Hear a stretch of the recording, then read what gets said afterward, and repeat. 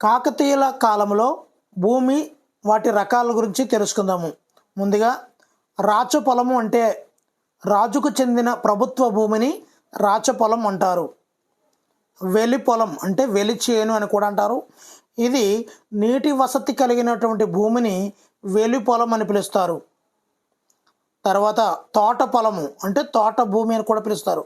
వివిధ రకాల పండ్ల చెట్లతో కూడినటువంటి భూమిని తోట పొలము లేదా తోట భూమి అని పిలుస్తారు.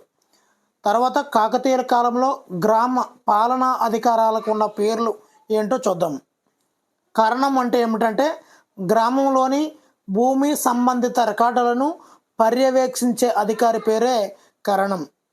తర్వాత రెడ్డి అంటే గ్రామ పెద్దనే రెడ్డి అని పిలుస్తారండి కాకతీయుల కాలంలో. మరి తలారి అంటే గ్రామ రక్షక భటుడు అంటే గ్రామ పోలీసునే తలారి అని కూడా పిలుస్తుంటారు.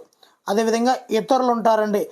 కరణం, రెడ్డి, తలారి, ఇతరులకి పురోహితుడు, కంసాలి, స్వర్ణకారుడు, రజకుడు, వడ్రంగి, కుమ్మరి, నాయి బ్రాహ్మణ, వెట్టి మరియు చర్మకారుడు. వీడియో నచ్చితే లైక్ చేయండి.